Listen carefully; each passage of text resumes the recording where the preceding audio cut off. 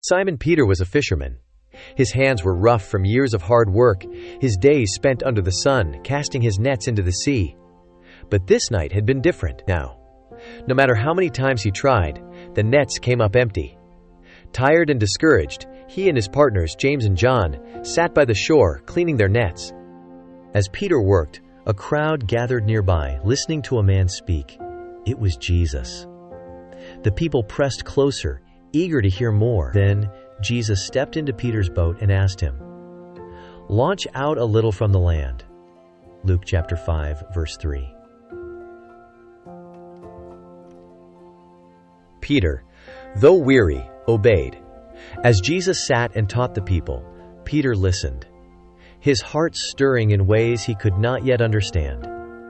When Jesus finished speaking, he turned to Peter and said, "Launch out into the deep and let down your nets for a draft." Luke chapter 5, verse 4.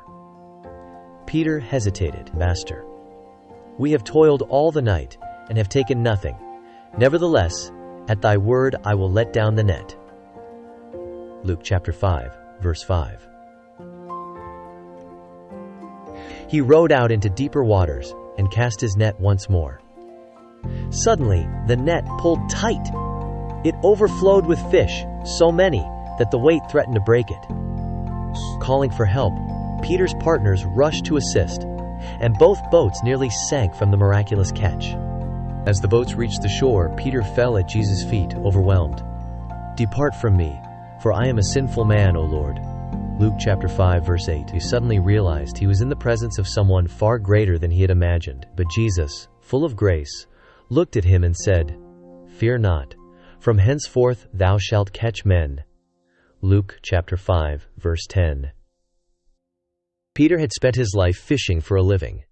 But in that moment, he knew his life was about to change forever, the Bible tells us.